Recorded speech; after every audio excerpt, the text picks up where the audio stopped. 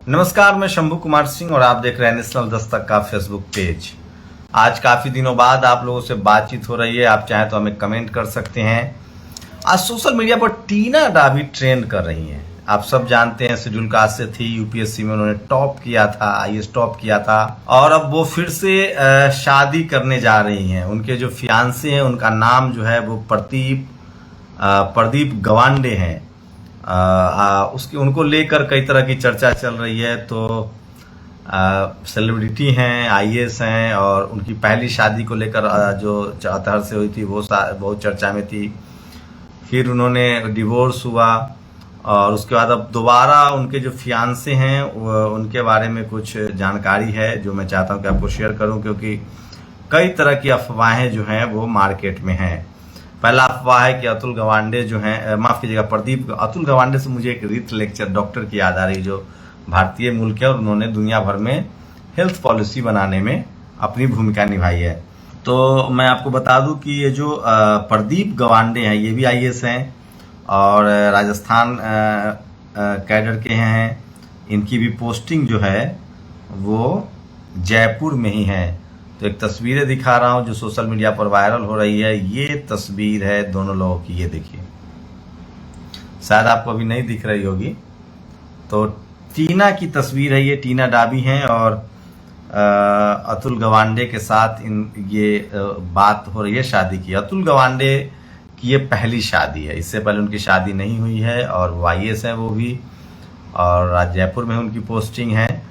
तो तरह तरह की अफवाहें फैला जा रही थी। तो वो शेड्यूल कास्ट से हैं, उनकी पहली शादी है और उससे सबसे जो खास बात है कि वो अम्बेडकराइट हैं, फूले पेरियार के आंदोलन को समझते हैं, महाराष्ट्र से हैं।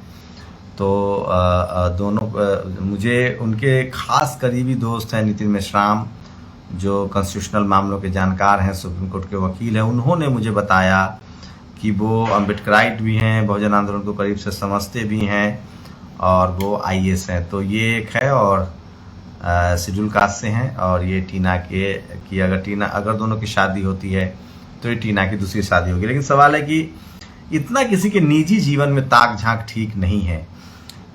निधि रतन ने लिखा है, महिलाएं आर्थिक स्थिति पे से मजबूत रहेंगी तो अपने जीवन के फैसले मजबूती से ले पाएंगी।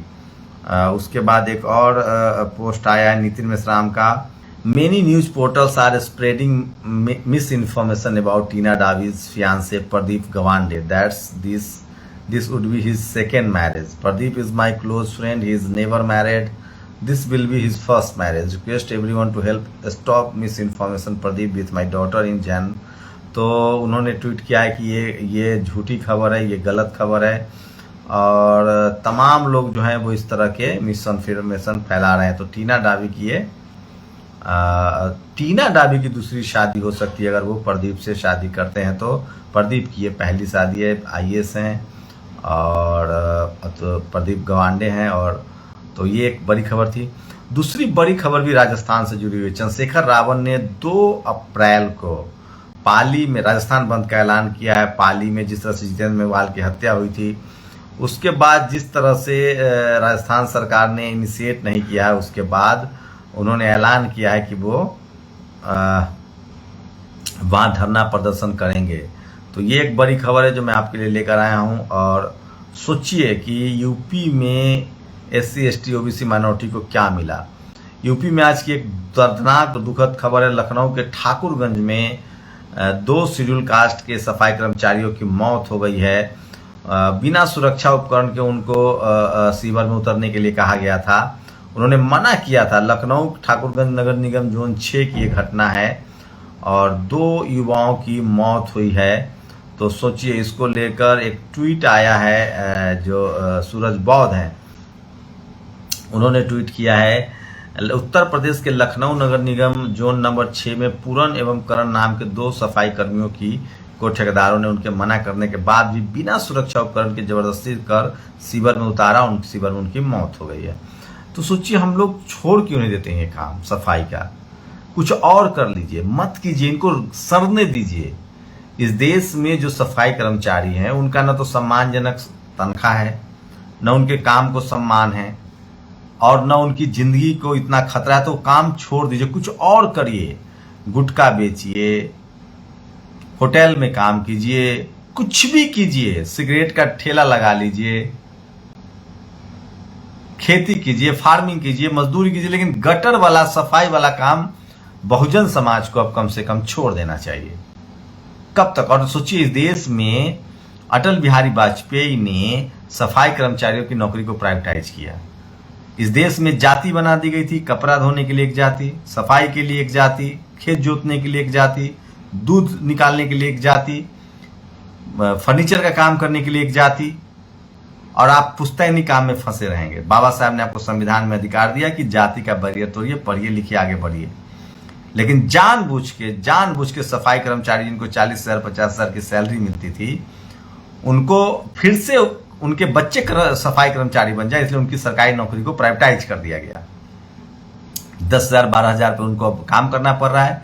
अब इतने में वो अपने बच्चे पालेंगे, पेट पालेंगे, या पढ़ाएंगे लिखाएंगे। बड़ी कॉन्स्पिरेसी है। मैं इस देश के तमाम सफाई कर्मचारियों से अपील करता हूं कि 10-12 हजार रुपए आप कुछ भी करके कमा लेंगे, यकीन मानिए, और इस देश को कचरा में तब्दील कर दीजिए। तब लोगों को पता चलेगा, कचरा फैलाने वाले को, और तब आपकी वैल्यू पता चलेगी। कम से कम 1 लाख रुपए महीना होना चाहिए सफाई कर्मचारियों का, 50,000 रुपए। तब देखिएगा कैसे लोग लाइन लगा के सफाई कर्मचारी की नौकरी करेंगे, और तब पूरा देश साफ हो जाएगा। प्रधानमंत्री जी ने खूब स्वच्छ भारत परियोजना चलाया, लेकिन सैलरी नहीं बढ़ाई। सफाई कर्मचारियों का पैर धोएंगे। आप सोचिए, 1 लाख रुपए सैलरी कर दीजिए, लाइन लग जाएगी सफाई कर्मचारी बनने के लिए। लेकिन हमारे लोगों को समझना पड़ेगा, बिल्कुल 10,000 में सफाई का काम मत कीजिए।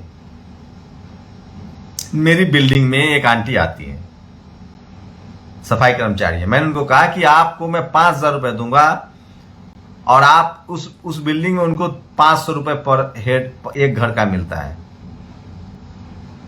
मान लीजिए 8 फ्लैट है उसमें, तो 4,000 रुपए हुए। मैंने कहा मैं 5,000 रुपए दूंगा, आप बाकी लोगों का कचरा मत उठाइए, नहीं तो सबको कहिए कम से कम 5,000 रुपए दे। साहब, सबसे खराब काम के लिए सबसे कम सैलरी है। क्यों करेंगे हम? तो हमें सोचना पड़ेगा। हमें दिमागी रूप से, मानसिक रूप से कमजोर रखा गया है, और इसलिए हम लोग ये काम कर रहे हैं, और आपकी जान रोज जा रही है। सोचिए, मतलब दुख होता है। छत्तीसगढ़ में योगिता बयाना ने यह वीडियो छत्तीसगढ़ के सूरजपुर की है। बीते दिनों 12वीं की छात्रा के साथ दुष्कर्म हुआ था, उसके लेकर प्रोटेस्ट है। समाजवादी पार्टी ने ट्वीट किया, पुलिस की मौजूदगी में भाजपा नेता ने भाई बहन को पीटा, युवती गंभीर, भाजपा मंडल अध्यक्ष सूची और उनके साथियों की दबंगई, भूमि की पैमाइश के दौरान हुई घटना। सोचिए, इतने डर गए हैं सपा वाले कि वो अखबार का कोटेशन ही कोट करते हैं। अखबार, मतलब इस देश में सबसे ज्यादा रिस्क पर पत्रकार है। वो सरकार से भी लड़ रहा है, विपक्ष से भी लड़ रहा है, और जनता की भी मार खा रहा है। और सोचिए, एक और खबर दिलीप मंडल, बीजेपी ने यूपी में गृह, वित्त, finance minister, home ministry, energy, ऊर्जा, कृषि, स्वास्थ्य, लोक निर्माण, नियुक्ति, नगर विकास, न्याय, उच्च शिक्षा, विज्ञान प्रौद्योगिकी, परिवहन, खाद्य, राजकर, प्रशासन, निर्वाचन, चिकित्सा, शिक्षा, गरीबी उन्मूलन ही सवर्ण मंत्रियों को दिए हैं। बाकी सब कुछ ओबीसी एससी मंत्रियों को दिया है। मतलब एक भी बढ़िया जो है मंत्रालय किसी को नहीं मिला है। और सुनो, जातीय नफरत फैलाने वाले मंडल, बीजेपी राज्य में देश का राष्ट्रपति एक दलित नेता है, पीएम और गृह मंत्री ओबीसी नेता है। यूपी बीजेपी कैबिनेट में 18 मंत्री पिछड़ा वर्ग और 7 अनुसूचित जाति। अब तुम ये सोचो, ये रश्मि यादव के नाम से लोग फर्जी नाम से ट्वीट करते हैं। इनसे पूछिए कि क्या कहा जाए। और यूपी के मिर्जापुर में एक बुजुर्ग महिला कई दिनों से पुलिस के चक्कर काट रही है। उनका आरोप है कि मकान पर कब्जा करने के लिए उनके पति को मार दिया गया। क्या कहेंगे आप? अब एमटेक ग्रुप ऑफ कंपनीज ने बैंकों के 25,000 करोड़ रुपए का घोटाला कर दिया। विश्वगुरु जी, अब सोचिए, उसको कुछ नहीं होगा।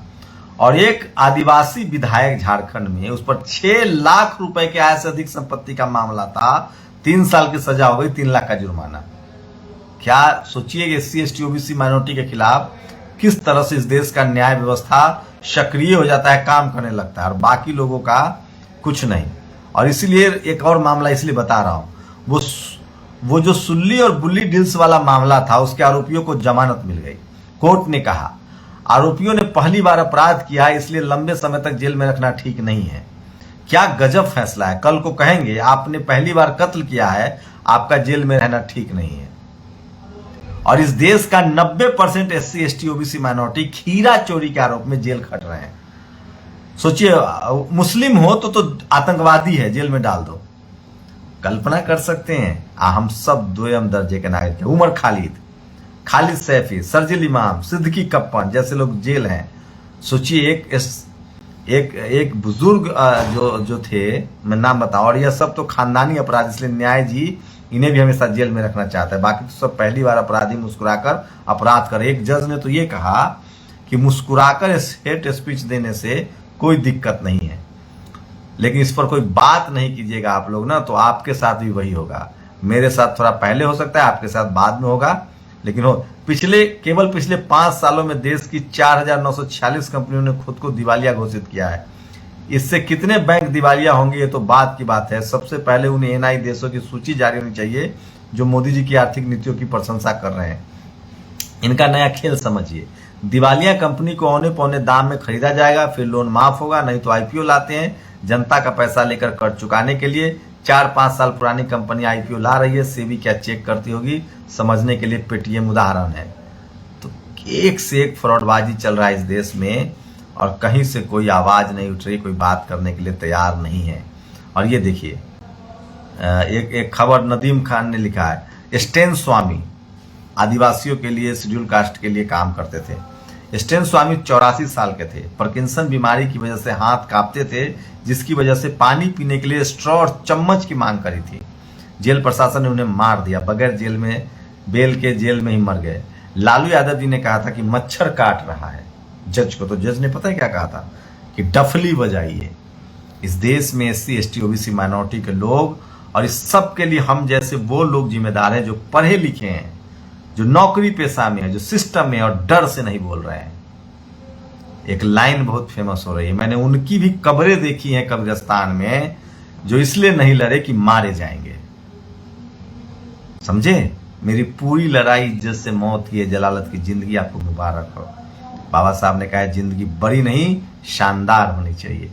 सोचिए इस लाइन को, मैंने उनकी कब्रें भी कब्रिस्तान में देखी है जो इसलिए नहीं लड़े क्योंकि मरने से डरते थे। तो सोचिए किस तरह से सुल्ली बाई बुल्ली बाई डील्स में सवर्ण आरोपी थे, तो उनको कहा कि पहली बार इनको छोड़ दो। और उमर खालिद जैसे लोग जो सोशल एक्टिविस्ट थे वो जेल में हैं। सदीक कप्पन जो पत्रकार थे वो जेल में हैं। कल मैं जेल में हो सकता हूं।